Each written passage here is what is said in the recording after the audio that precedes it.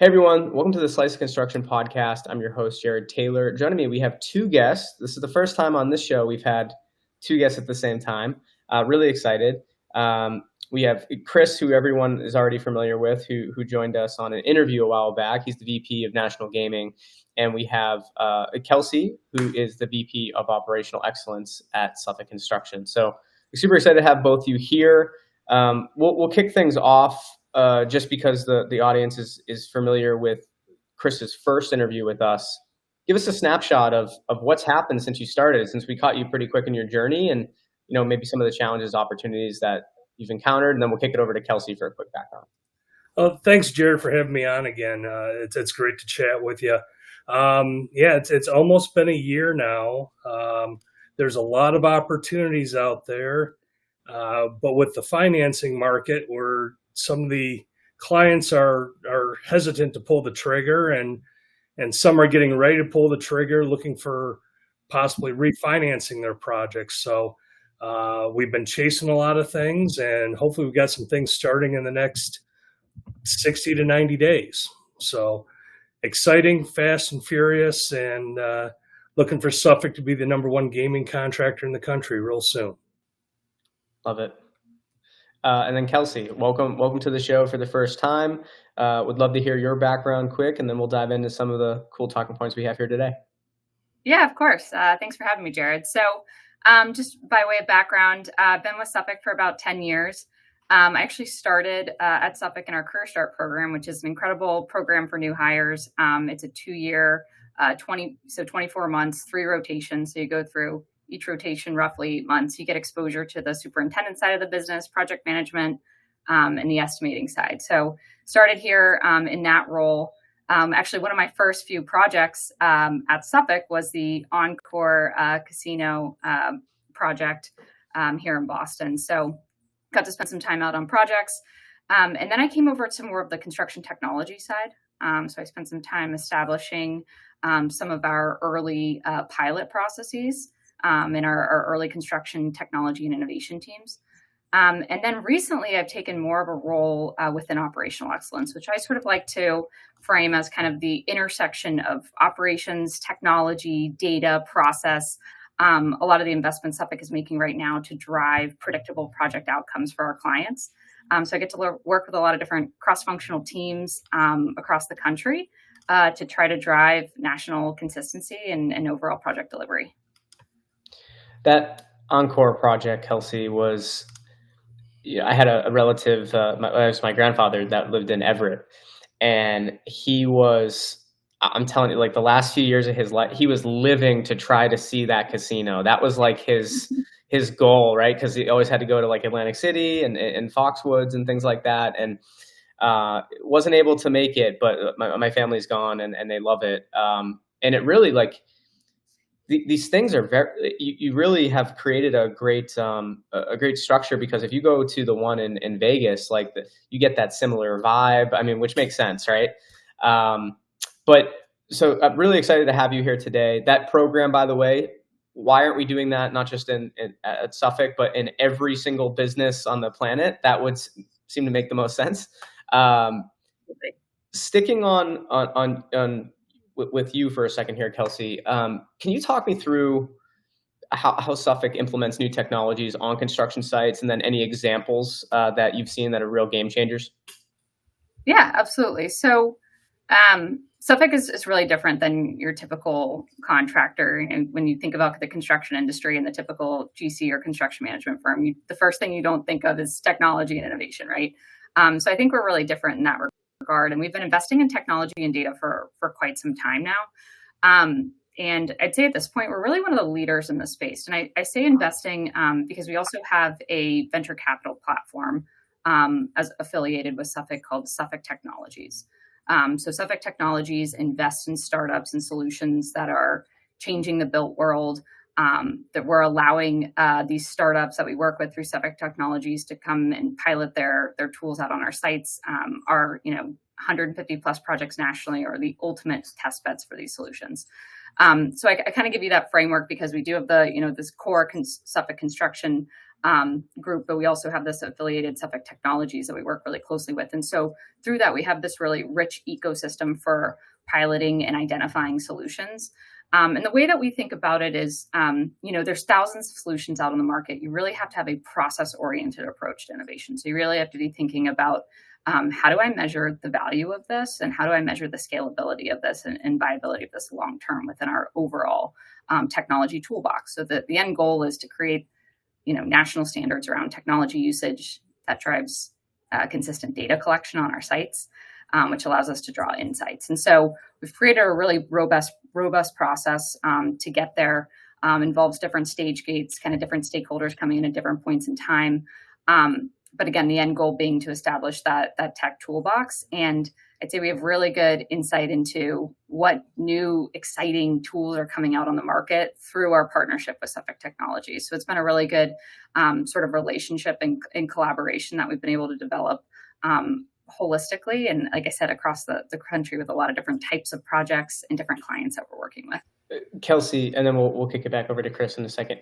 Are there any cool areas of interest for Suffolk when it comes to adopting new technologies, or is there an area of interest that's Suffolk's we really are looking to adopt new technologies in this space? And I guess how do emerging trends or innovations kind of play into that, and which are you excited about? It's kind of a three-parter, but yeah.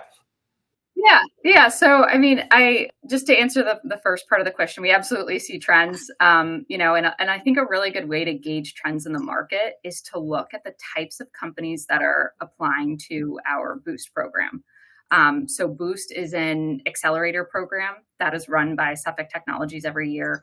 Suffolk Construction plays a really big support role in all of that. It's an annual 8-week intensive program.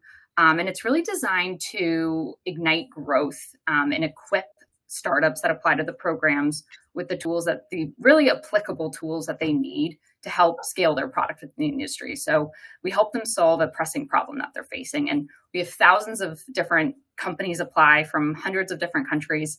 And the idea is we actually narrow that down to a short list of startups, and we work really closely with them. And we joke it's harder to get into our Boost program than it is to get into Harvard. So it's an incredibly selective program. And this year we're running cohort 5. So we have a few of these under our belt. We kind of know the way to run them, the way that they go.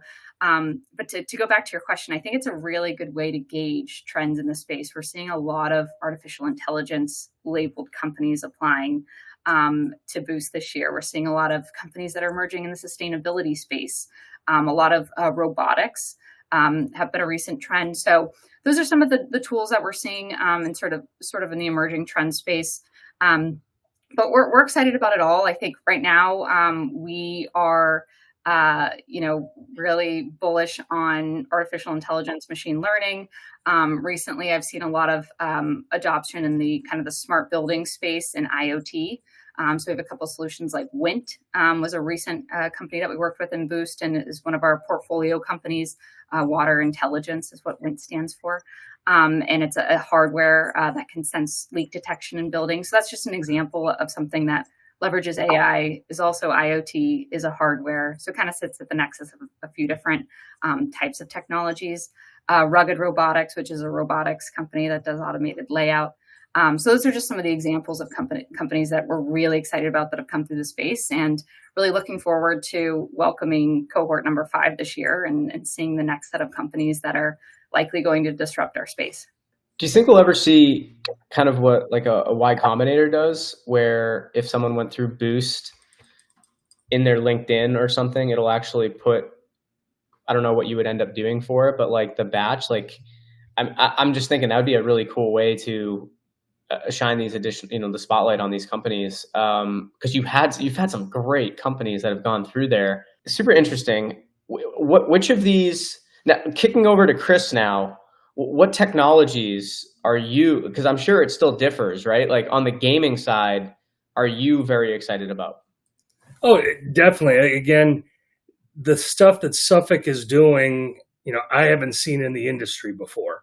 And I've been in the industry 35 years. So it's, we just had a meeting on a new project, and introducing the Suffolk technologies to the subcontractors, it's more than just BIM coordination as we've all known it in the past. So they were, you could see how the meeting progressed, where at the beginning they were all a little hesitant, but at the end of the meeting they're going, this is going to make us more productive. This is going to make us a better contractor. This will make this project a better project. So it was great to see the buy-in over an hour, hour and a half of what's going on here. And I think that's the exciting part about Suffolk.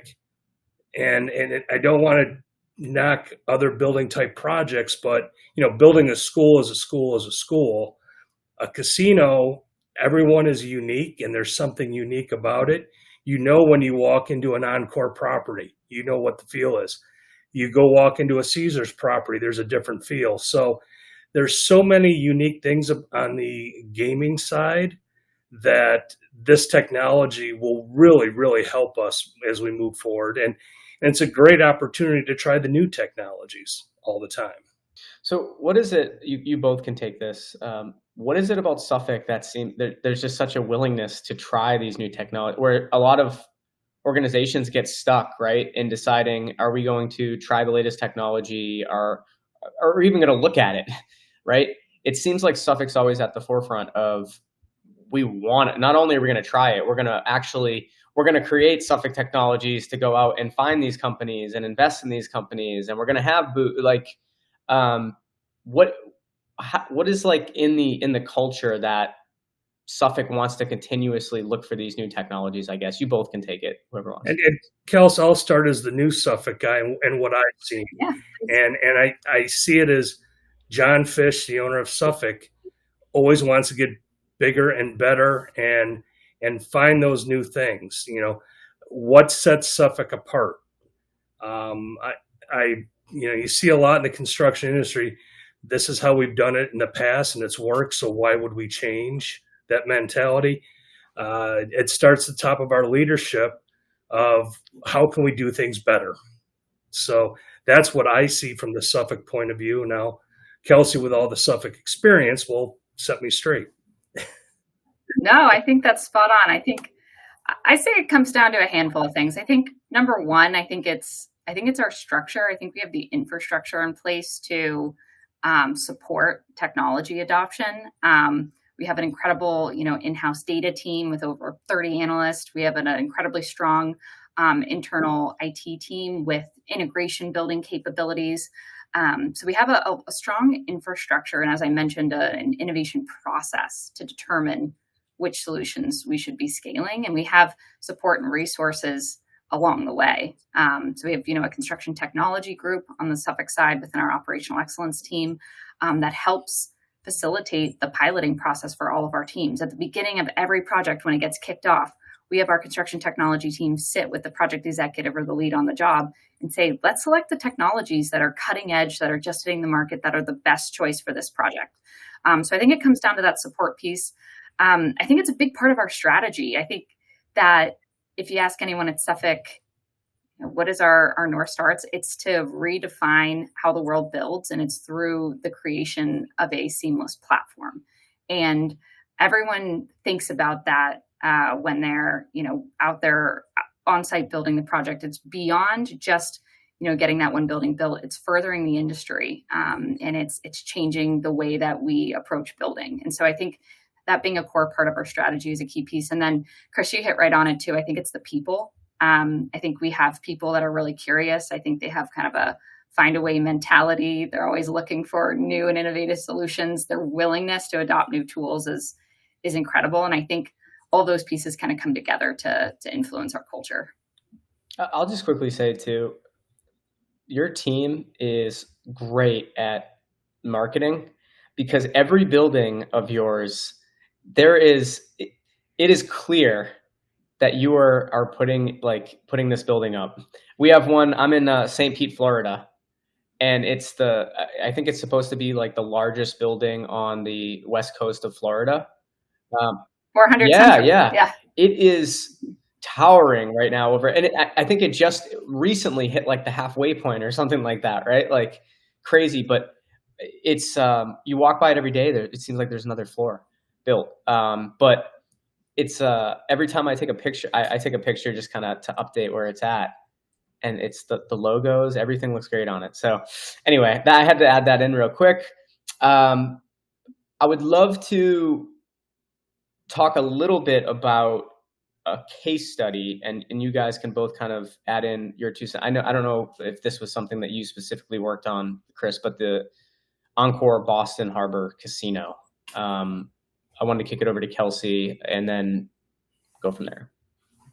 Yeah, happy to highlight a few things about the Encore. Chris, maybe I can turn it over to you to talk a little bit more about project specifics. You know, it was a large, complex project that we completed here in Boston. It had over 1.7 million square feet of luxury resort space. I think it ended up capping out around 27 floors. So a massive undertaking for the company. And the client over there was Wynn Resorts and Casinos, which has, as Chris mentioned, just very high standards for quality and luxury, and something that was a really visible project for us here in Massachusetts. It was one of the largest projects in the state. I think for a while, it was the largest private construction project completed in the state. So really large project for us, took a lot of planning. And I think we did a really, fantastic job executing over there. It's sort of one of the models or case studies that we use when we teach people on best practices here at the company around how to execute on work. And I think some of that can be attributed to some of the usage of the tools and tech out there. I think one of the things that was very cutting edge that we did on the Encore project specifically was our usage of BIM and modeling softwares to basically be able to create a full digital twin of the building and coordinate the entire project virtually before we ever put anything out there in the field physically. And so that was a big investment on the Suffolk side. That was something that, we worked really closely with the client to do, because when it came to this project, and I'll give you a specific example, we were very particular about the finishes. We did not want any cut tiles in the showers, for example. And so we had this entire coordination process. As you can imagine, if you're going to have no cut tiles in a shower, you have to have a drain perfectly placed with all of the dimensions and coordination done for every single tile in that bathroom, right? And that was the request that we had. So we modeled out the entire project all the way down to the shower drains. And you can imagine all the decisions that have to get made up to that point, right? Typically there's tolerances and there's a margin of error, but geometrically, if you want exact layout for a detail like that, everything has to be worked back off of that. And so I call that out as an example, in a way that we really approached that job from a detailed perspective and effectively modeled everything. We were able to create VR experiences. At one point, the client had a lot of different model rooms, a lot of different things that they wanted to see. We were able to do all of that in a virtual environment and reduce the cost of creating 10 model rooms. Let's create all of that virtually. So that was one of the things that really stuck out to me. And then, day to day on site, we used some tools that were, very cutting edge. We had Voyage Control, which is a delivery management solution. We had deliveries coming in from all over the world. You can imagine with a project like Wynn, there's finishes coming from a lot of different countries and coming in at just-in-time deliveries and a lot of logistics management there. And so having a digital platform to manage that was really important. I remember we used that on site every single day to manage all of the resources from hoists to cranes to loading docks to gates. And that's a tool that's part of our technology toolbox today.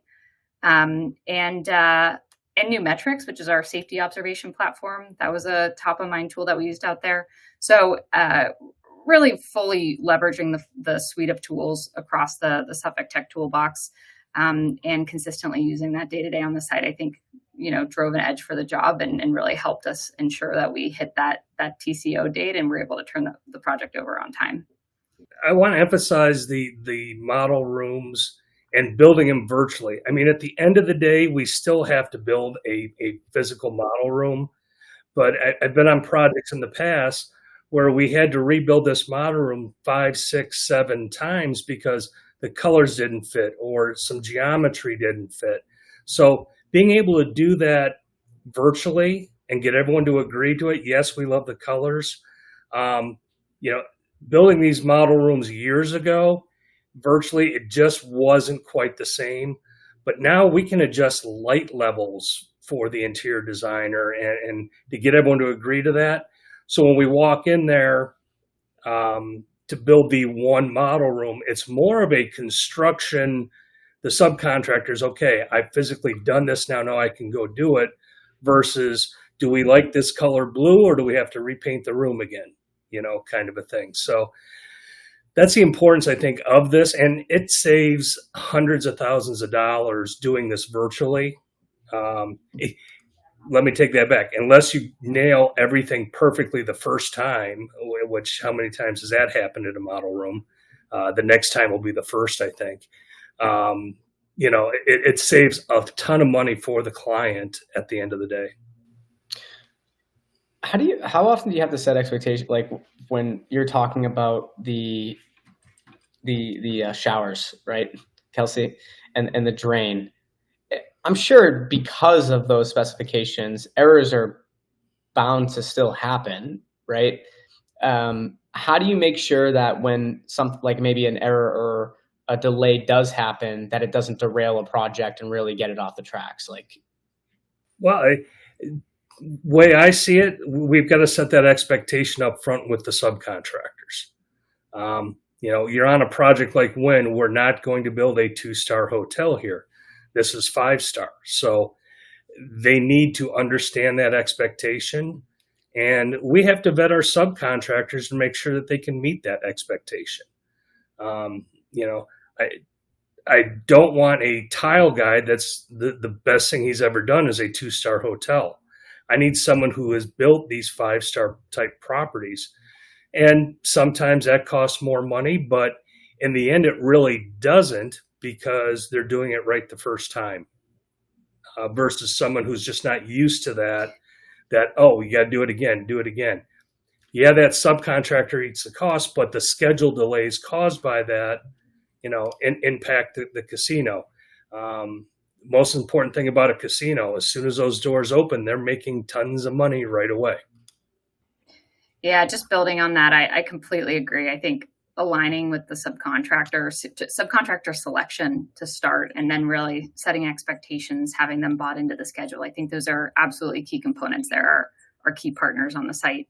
I think, even in addition to that, one of the things that we've been leveraging more recently are more predictive analytics around where a project is likely to end up, and then being really open and honest and transparent with our clients on what we're seeing. And so we have an owner portal, which is a client feedback we provide to any client that requests it, that gives them access and insight into our data. And so if we see a potential risk related to project outcome, that will flag up on that owner portal, and it's a dashboard they have 24/7 access to on their phone, on their iPad, updates every 7 minutes, it's connected directly to our systems. So I think that's just one example of how we're being really transparent with clients. Problems don't get better with time. And so what's key is that we escalate any issues that are inevitable on the site, and that we have those conversations as open as possible and as early as possible. And so I think that's a key part. I will say though, Jared, if you go to the Encore today and you go in the shower, you will see there are no cut tiles. So I think we did a pretty good job with that one. Last question for both of you before we wrap up here. Kelsey, kicking it over to you. What do you think the future of construction looks like next 5-10 years? Oh man, that's a tough one, because technology is changing so rapidly. I think one of the challenges is that, the project life cycle is so much longer than the technology life cycle. So the average job's about 5 years, and new technologies are hitting the market every single day. I'm really excited about, I mentioned AI. I think there's a ton of, immediate use cases for AI and automation in our space. I think the two things that Suffolk is excited about are opportunities to disrupt design and schedule with AI. So I think there'll be very big changes to how schedules are made, how schedules are updated with the recent advancements in the AI space. And I think similarly on the design side as well, more automation in that space. And Chris, on the gaming side? Gaming continues to expand. Native American gaming, since its inception has been on a steady increase. I think the only time there was you had not necessarily a decrease in gaming, but was that recession in 2008, 2009. And then when COVID hit, obviously gaming went down, but it has skyrocketed to new numbers on the Native American side. Commercial gaming is slowly working its way across the country. Sports betting, I think, will lead to more casinos eventually once it's legalized everywhere. So I see an expansion of gaming, a lot of growth over the coming years. Well, I'm excited to stay in touch with both of you and hear more about what new technologies are coming into play and also what new projects you're working on. But thank you so much, both of you, for joining me here today. Jared, thanks for the time again. I always enjoy talking with you. Thank you, Jared.